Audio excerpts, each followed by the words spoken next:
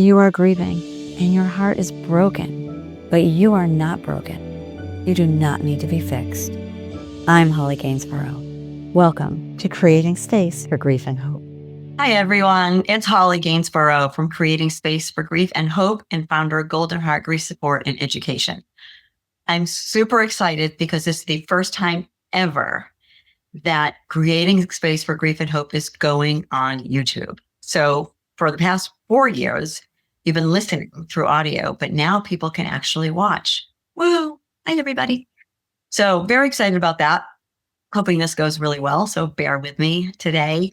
Typically, I have guests on, but today, because we're trying this YouTube for the first time, I thought it'd be fun to just come on and be me and talk about what I do, a little bit about the podcast, share some information about grief, and answer some guest and client and member questions. So Creating Space for Grief and Hope, like I said, started about 4 years ago, and I had a co-host, Elizabeth Cataniati. She's amazing. And we were two widows just said, let's do something that can do exactly what the name of this podcast is, create space for grief and hope, where you can be in this grief place, but also have that hope. And for me, hope is like, hold on, just persevere every day. Some days aren't going to feel hopeful, but some days really are. And we hope to get you to that place. That was our goal. Elizabeth has since stepped back. She is a mom of younger kids, raising amazing humans. And so she has taken a step back, and I took over on my own probably about a year ago, I want to say. And it's been really fun for me, and I've really been enjoying it. So who am I? Who is Holly Gainsboro? If you're new to Creating Space for Grief and Hope, I am a widow, and I'm a remarried widow. So my late husband, Stephen, died of glioblastoma. It'll be 15 and a half years tomorrow. He died December 11th, 2010. So almost 15 and a half years, which is mind-boggling to me. And I say I'm still a widow, even though I'm remarried to a wonderful man who is also a widower. Because marriage, a new marriage, doesn't take away the marriage that I had with Stephen, and doesn't take away the loss or the grief. Although after 15 and a half years, I have a lot of hope and I have a lot of joy. And my goal is also to inspire you to recognize that you can have that too. So that's a little bit about myself. I've got 2 kids. Jim and I had 2 children. They are now 33 and 29. And I have 2 inherited sons with my husband, Joe, that I say they're my inherited sons. Because I don't know, something about the word step feels like it's a removal of who they are in my heart. And the boys are definitely a part of my heart. And I feel very grateful to their late mother for trusting me, from wherever she is with them in my life. Joe and I have been married. It'll be 12 years this July, and that's pretty exciting. So a lot of great things happen in my life, and a lot of really hard, sad things. I still grieve Stephen. I will grieve him every day. Each morning I wake up and I just give him a little message, ask for a sign, tell him that I miss him. And I move on and move forward with my day as it goes. So that's a little bit about me. I want to talk about something that's been coming up a lot in the work I do. So I do one-on-one work with women whose loved ones have died or are caring for somebody with a brain tumor. And I also do grief workshops and grief support groups. And I'm finding a lot in workshops, and I'm seeing it also a lot on social media, people talking about how they're feeling when their loved one has been diagnosed with something, whatever that something is. It doesn't have to be a brain tumor, whatever that disease is. And they don't know what they're feeling, but they know they're feeling sad. And what people don't realize is that we experience non-death losses all the time. And one of those non-death losses is called anticipatory grief. So what is anticipatory grief? It comes up when your loved one has been diagnosed with something. Now, there are other reasons you may have anticipatory grief, and I'll go into that a little bit. It's very interesting because I'm very connected in the brain tumor world. And so people come to me and say, will you talk to my friend? Or will you talk to my sister's friend? Or whomever they know whose loved one has been diagnosed, especially with a brain tumor. And I will get on the phone or do a Zoom or FaceTime with them. And they'll be crying. Their loved one has just been diagnosed maybe a month or 2 earlier. And I will say, you're in anticipatory grief. You are grieving. And when I tell you the sense of relief I can see on their faces and in their body language, like their shoulders drop, their face softens. And I have said so many people say to me, I didn't know there was a name for what I was feeling. Thank you. Because we all know we're feeling something, but nobody's there to explain it to us. We're a very grief illiterate society. So anticipatory grief can encompass a lot of things. It can encompass anticipating what is life going to look like since the diagnosis. What is my person going to be like from this diagnosis? What is going to happen with treatment options? What is going to happen with surgery and after surgery? What is my caregiving role going to be? What is our relationship going to be like? What are my relationships going to be with other people? Who's going to show up for me? And that's the anticipation piece. I once had this young woman in her 20s, this lovely young woman who was the primary caregiver to her mom, who had a brain tumor. And when I said to her, and she was really, truly hysterically crying on Zoom with me. And I said, you're in anticipatory grief. This is anticipatory grief you are experiencing. And she got really upset with me. And she said, I don't want to anticipate my mother's death. And that's where that misnomer is. Anticipatory grief doesn't mean that you may be anticipating the death of your loved one. Absolutely. I'm not going to say that doesn't happen. Of course it does. But it's not just that. And so when I was able to explain to her what I meant by anticipatory grief, again, the shoulders dropped, the face softened. And she almost took this like, oh, okay. Because it is scary to anticipate someone's death. And that's not my thoughts on this. This is not my take or the model I use with anticipatory grief. I want to look at it as an entire picture. It's not just the end game, which is death. It's all of the stuff from the minute someone's diagnosed, certainly to the end. And the end could be a really long time away, but it's all the steps that happen throughout that time. And I did not know about anticipatory grief. So when Stephen was diagnosed with glioblastoma, February 12th, 2009, over 17 years ago, I knew I felt something. Nobody's told me I was grieving. But I know that on that day, on February 12th, 2009, that is when my grief began. But there was nobody to share that with me, right? Because nobody teaches us about grief. And that's what I do. And that's what I want to do for all of you. Anticipation also when your person dies. And all the anticipation of what everything's going to look like now that they're gone, anticipating all those firsts, the first birthday, the first anniversary, the first anniversary, anticipating maybe raising children by yourself. So there is so much that comes with this anticipatory grief. And I want you all to recognize that and embrace it and know it's okay. And there's nothing wrong with it. And just notice what you're feeling and maybe take notes about what are you anticipating. Write some things you can put on that top of a piece of paper. My anticipatory grief is, and then just get it all out. All the things. There are many things I didn't even mention to you that you may be thinking and feeling. And write it all down and notice it. You can even do little bubbles around it. You can even think about what is the intensity. I'm anticipating what is my life going to look like. Is that anticipatory grief on a scale of 1 to 10? Maybe it's a 5. Maybe the fear of your person dying is going to be a 10, anticipating that. So just noticing the feelings that come with it and just be curious about it. So I really felt that was an important piece that I really wanted to talk about today because it's coming up a lot. And I want you to honor yourself if you're in it, in that anticipatory grief. But just as important, if you know somebody whose loved one has been diagnosed or know someone who is grieving and who isn't, I want you to be aware. If you're listening or watching because you know a lot of people who are going through things and you want to be able to support them, I want you to recognize and know that this is how you can help them. And you can say, this is anticipatory grief.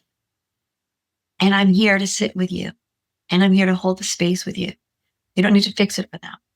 You don't need to come up with the answers for them. You just need to see and witness it. So this is helpful for everybody to know about anticipatory grief. So I'm glad I was able to share that with you. I do want to answer some questions. I've been getting a lot of questions lately from clients in workshops and groups, and even through Facebook and Instagram, and even I'll see things sometimes on X, Twitter. So some of the questions I get, and a question that I heard at a conference several months ago, this woman whose husband has glioblastoma. Again, that's a lot of my world, but I work with lots of other people in other areas as well. And she talked about her husband had glioblastoma, I think he is still alive, but at the time he was living with glioblastoma. She is his primary caregiver. And she talked about how he doesn't want to do anything anymore. That they would make plans, and then at the last minute, he would say no, and he just wanted to sit around and do nothing. And it was frustrating for her. He would want to go away for a weekend, and she would make reservations someplace for a weekend away. And just as she was packing up the car, he'd say, I don't want to go. And she didn't know what she could do. And so I had a private conversation with her. Sometimes it's harder to have it when you're in a big, group of people, because I need more information. Somebody's asked a question at a conference is, what can I do about this? I need to know more, right? Tell me more. I'm curious. Tell me more. So I sat with her. I said, tell me more about this, that he doesn't want to do anything. Is this what it was like before he was diagnosed? And she said, well, not really. And that the frustration is that he does want to go and then he changes his mind. And so for her, and while somebody might say, this is just how it is, you can't change him. And of course she can't change him. But I certainly want to honor her experience. So I asked her some questions, and we, peeled back some of the layers, and it was frustrating, and she was grieving her husband. She was grieving the husband that used to want to go and do. And so she doesn't need to do anything. So what can I do to get him to go? And we talked more about, notice what this feels like for you. You're not going to be able to get him to go if he really doesn't want to go. And anybody who is dealing with a life-threatening illness, depending on the treatments and whatever they're going through, they may be more tired. And there may be some anxiety about leaving the house more, and certainly traveling for a weekend. So understanding that and kind of meeting him where he was at that time, but also honoring herself and saying, this is what this feels like. And I'm going to let myself feel sad about this. I'm going to let grieve this part of my marriage. That's an important part of this caregiving journey. Caregivers go through so many changes, and their relationships change. And we want to make sure, we as a community, we as a society, and certainly me as a grief expert, want to make sure that we honor that and remind caregivers to show themselves some grace. It's okay to get pissed off because your husband or your wife or your friend or your child, whoever you're caring for, all of a sudden changes their mind. It's okay to get upset about it.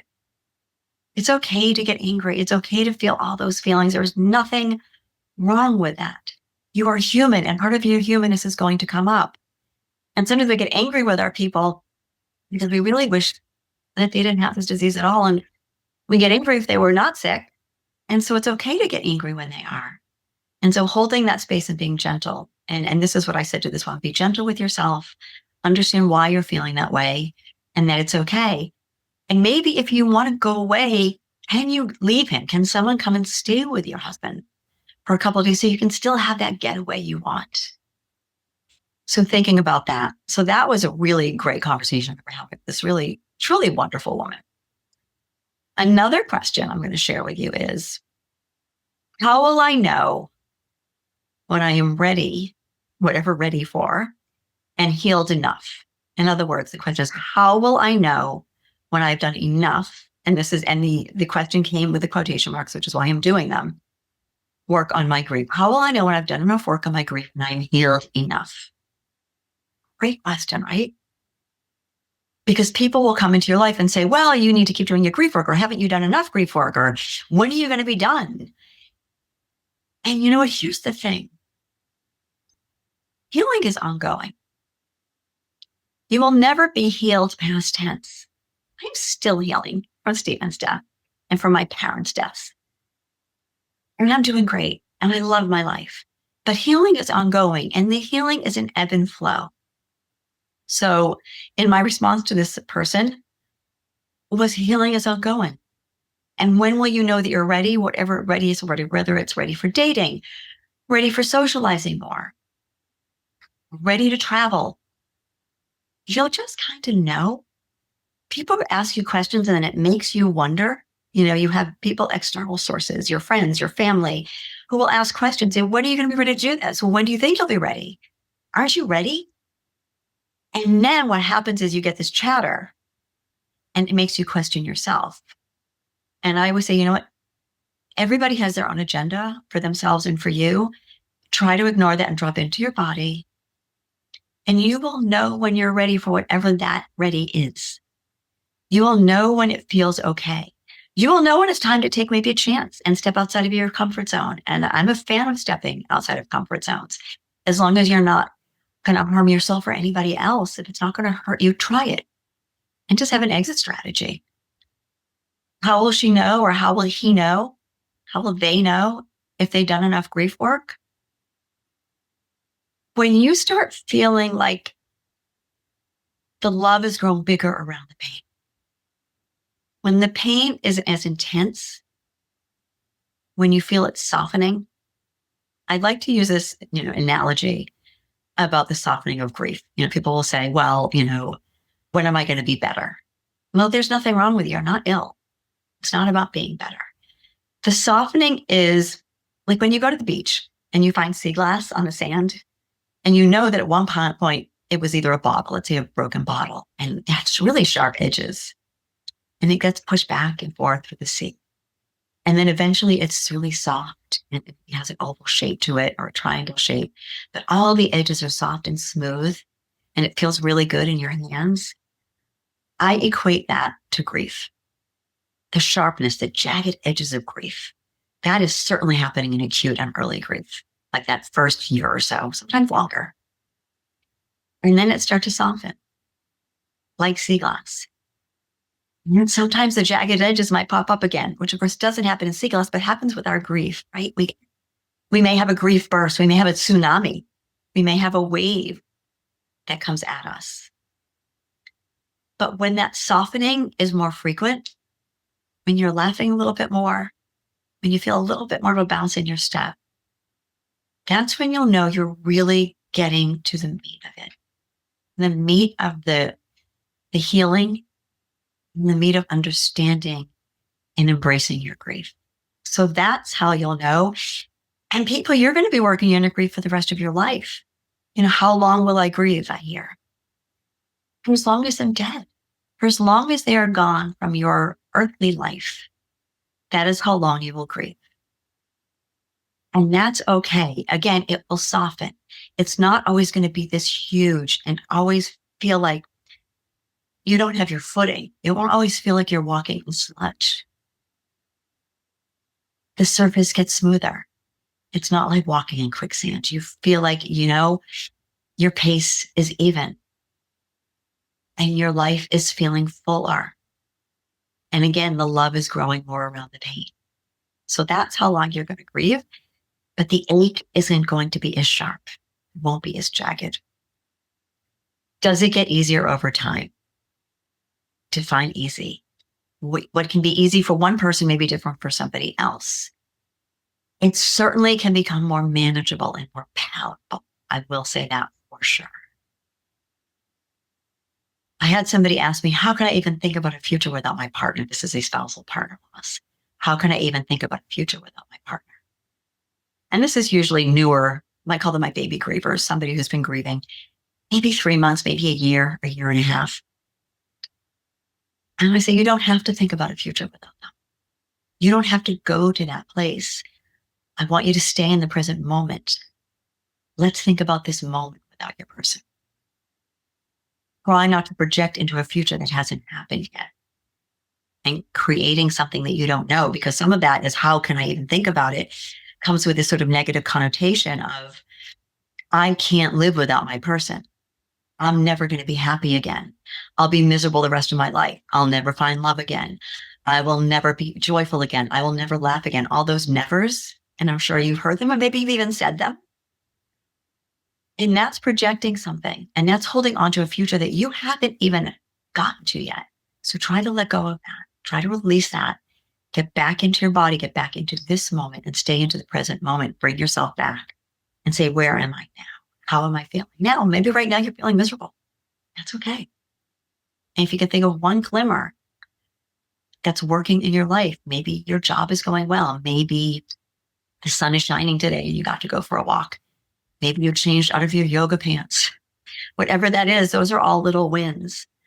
So try to avoid worrying and perseverating over a future and staying in the moment and having some mindfulness with it. Why do people think they need to fix me? All of you listening and or watching, I wonder, how many people do you think are trying to fix you? And here's what I'm going to say, and here's what you can tell them.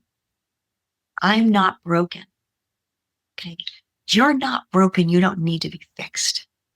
Your heart is broken, and rightly so.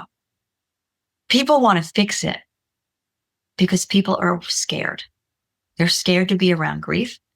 They're scared of saying the wrong thing. And invariably they will. People are very well intentioned most of the time. And they are terribly misinformed because, again, as I said at the very beginning, we are a grief illiterate society. We have not learned how to grieve. And that comes from your history, right? This comes from our histories, and this comes from generation to generation to generation, what our ancestors did with grief and what they taught their children, and then their children, and then their children, and then our parents, and then us. So that's why people want to get in there and make it better and make it all nice and tidy it up in a neat box. That's why they want to do that, because they're afraid. Some people also have this need to be the one, I'm going to be the one that's going to say the right thing. You know what? Sometimes it's not the right thing to say. Even I can mess up. And I've been doing this work a really long time. But remind yourself that as they're trying to fix you, which can really trip you up, because when you're grieving and someone's trying to fix you and tell you all the things, like the person who came to me and said, how will I know? Because people keep saying, are you ready? When are you going to be healed? When you're grieving, you already feel like you can't do it right. And then you have people sort of inferring that you're not doing it right. And I'm here to promise you, you're doing it just fine. You're doing it the way that works for you. I may be a grief expert, but I know you know yourself better. You don't need to be fixed. You are not broken. And have people talk about feeling late or guilty. That's a big word that comes into grief. I hear this a lot in my groups. Why do I feel badly or guilty about doing things now that my person has died when they can't do them now? They can't go to the movies, so I shouldn't go to the movies. They can't get a haircut, so I shouldn't get a haircut. They can't get a massage, I shouldn't get a massage. They can't laugh, so I can't laugh. And this is really typical. I hear this a lot, that people feel this way. There's this sense of betrayal. If you have a moment of happiness, a moment of joy, a moment of self-indulgence, a moment of caring for yourself. I mean, getting a haircut, everybody needs to get their haircut every now and then. Going to the movies, it's okay. You're allowed to. You are here. You are the one that is here. And I would ask you, if you know the answer to this, what would your loved one want for you? Would your loved one want you to hold back from bringing yourself or doing something for yourself that may bring you some peace? Maybe a smidgen of a smile, a smidgen of joy. Now, some people may say, I don't know what my loved one would want from me. We didn't talk about it. I don't know. Well, I'm going to tell you that you're here and you're not dishonoring them or betraying them in any way by taking care of you. In fact, you're honoring them more by taking care of you because they loved you so much that you honor them in that way. So you can take care of you and you can do all those things and try to release that guilt. That guilt is a sense of helplessness, and we want to feel some sense of control. And sometimes that's where guilt can come from. I have people ask me spousal losses, when should I take off my wedding ring? If their spouse dies or their partner dies. Whenever. There's no script for this. There's no rule book on this. Maybe you don't ever take it off unless you get into a new relationship. Maybe you take it off right away. I can share a story about me and what I did because I remember deciding when I was sort of ready to take it off. Stephen had been gone about maybe 2 years at that point, a year and a half to 2 years. I don't remember exactly. And I reached out, I'm Jewish, and I reached out to my rabbi and said, is there a ritual or a ceremony or prayer or blessing I can say when I take off my ring? And she sent me this beautiful prayer blessing poem. I still have it. And I went to the cemetery and it was pouring rain out. And I had Stephen's wedding band in the box. And I lit a candle, holding an umbrella, trying to light the candle and holding the poem, crying and reading it. And then I took it off and I put it in the box. I have to tell you that a year ago, I realized I have lost those rings, which was heartbreaking for me. I don't know where they are. I don't know if they were taken in one of our many moves. But that was a beautiful, meaningful ritual that I created for myself, with the help of my rabbi to give me some tangible piece to do it. When you're ready, you will take off your rings. And nobody gets to tell you when or how. This is up to you and how you choose to do it. Some people wear it around their necks. Some people just put them away. Some people turn them into different types of jewelry, maybe make other things, another ring out of it from the stones. Whatever you choose to do, you get to do for yourself or hand it down to your family. The last question I want to answer is about a parent loss. And somebody asked me once, how can I help my children? Because their children were very, very young, like toddler baby young, when my dad died. How can I help them remember him? And I hear this too. How do we help our young people remember the person who has died? Talk about them. Even if your kids aren't young, talk about them, talk about them, say their name, tell the stories, share some of their habits and their hobbies. You can create a photo album of your parent or your spouse or your friend or your sibling or your child. And then you can tell stories about each picture. I mean, you can just share all that information with them, and that will keep them alive in their hearts and in their lives in different ways. If there are things that your parent did that really was meaningful for you and is really, really fun, start doing that with your child. And you can say, hey, grandma, grandpa, nana, whatever. I go by Bubby with my grandson. This is what they love to do. We're going to do that too. Let's do that together. So that's a beautiful way that you integrate your person into your children's lives.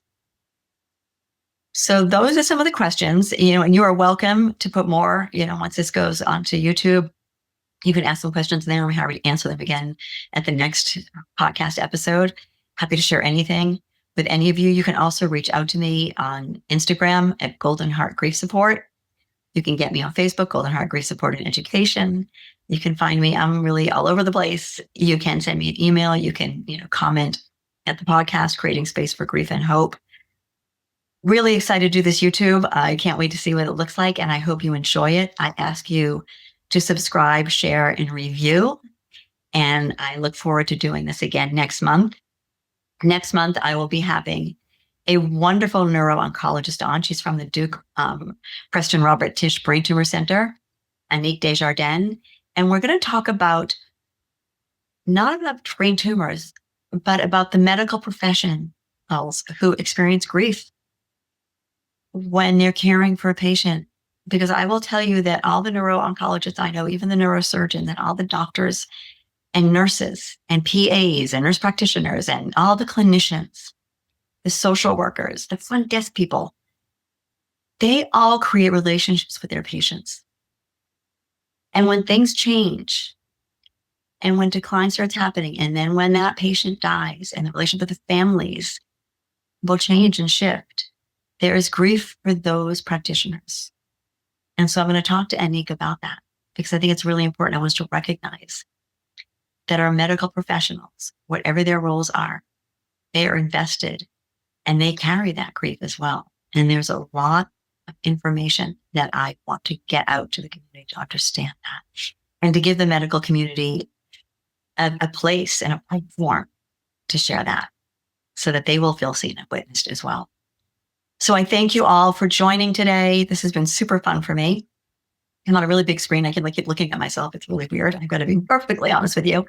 But thank you for joining me at Creating Space for Grief and Hope, and look forward to being on here next month. And I want to give a really big shout out to my producer, Cindy Ballaro, who has created this and been doing this with me and with Elizabeth as well for many years, and now is getting me onto YouTube, and we're having a lot of fun doing this. So thank you all so much.